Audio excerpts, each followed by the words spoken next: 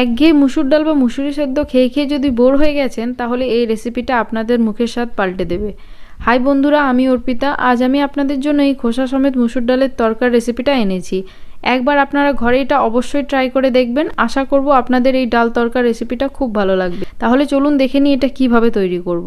প্রথমে আমরা ডালটা সেদ্ধ করে নেব। তার জন্য আমি এখানে প্রেসার কুকার ব্যবহার করছি। এখানে আমি 200 গ্রাম খোসা সমেত মুসুর ডাল বা বলতে পারেন গোটা মুসুরি ভালো করে ধুয়ে পরিষ্কার করে নিয়েছি। এটাকে আমি প্রেসার কুকারে দিয়ে দেবো।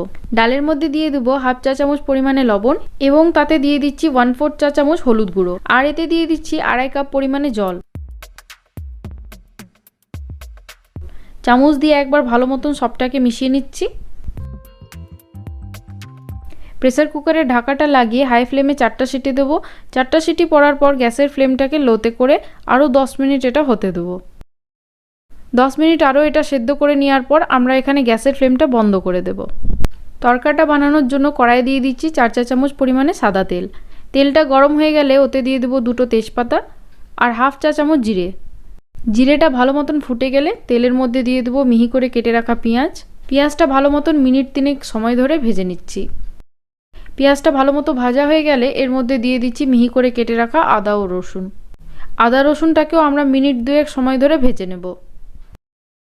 ভালো মতো সবটাকে আমরা ভেজে নিয়েছি। এবার এর মধ্যে দিয়ে দিচ্ছি 1.5 চা চামচ পরিমাণে লাল লঙ্কার গুঁড়ো, 1.5 চামচ পরিমাণে ধনে গুঁড়ো, আর দিয়ে দিচ্ছি 1/2 চা চামচ পরিমাণে গরম মশলা এবং দিয়ে দিচ্ছি 1/2 চা চামচ পরিমাণে হলুদ গুঁড়ো। এই সময় গ্যাসের ফ্লেমটাকে লোয়ে রেখে মশলাগুলোকে মিনিট 2 সময় ধরে ভেজে নেব। মশলাগুলোকে ভালো মতো ভেজে নেওয়ার পর এতে দিয়ে দিচ্ছি খুবই সামান্য পরিমাণে জল। একবার ভালো মতো এটাকে মিশিয়ে নেব।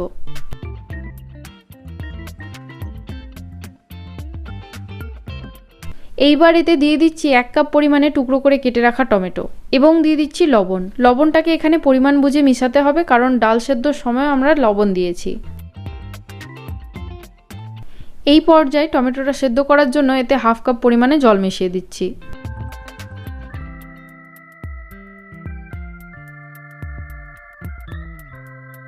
মিনিট 4 সময় ধরে মশলাগুলোকে ভালো মতো কষে নিয়েছি।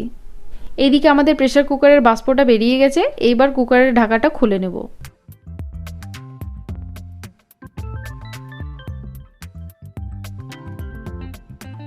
ডালটাকে কষিয়ে রাখা মশলার মধ্যে দিয়ে দেব।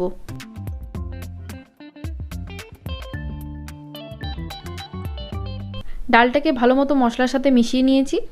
এইবার এতে দিয়ে দিচ্ছি গরম জল। এখানে আমাদের গরম জল ব্যবহার করতে হবে। জলের সাথে ডালটা ভালো মতন মিশিয়ে নিয়েছি। এইবার এতে দিয়ে দিচ্ছি 1/4 কাপ পরিমাণে ফ্রেশ ক্রিম। আপনাদের কাছে যদি ফ্রেশ ক্রিম না থেকে থাকে তাহলে ফ্রেশ ক্রিম বাদ দিয়েও আপনারা ডাল তরকাটা করে নিতে পারেন। ফ্রেশ ক্রিমটা ভালো মতো মিশিয়ে নিয়েছি। ডালটা কিন্তু মোটামুটি তৈরি হয়ে এসছে। এইবার প্যানে 3 চা চামচ পরিমাণে তেল দিয়ে দেবো। আপনারা চাইলে এখানে ঘি বা বাটার ব্যবহার করতে পারেন। তেলটা ভালো মতো গরম হয়ে গেলে দিয়ে দিচ্ছি লম্বা করে কুচোনো রসুন এবং দিয়ে দিচ্ছি লম্বা করে কেটে রাখা পেঁয়াজ। পেঁয়াজ আর রসুনটাকে আমাদের লাল করে ভেজে নিতে হবে। পেঁয়াজ আর রসুনটা খুব ভালো মতন লাল করে ভেজে নিয়েছি। এইবার এতে দিয়ে দেবো লম্বা করে কেটে রাখা কাঁচা লঙ্কা।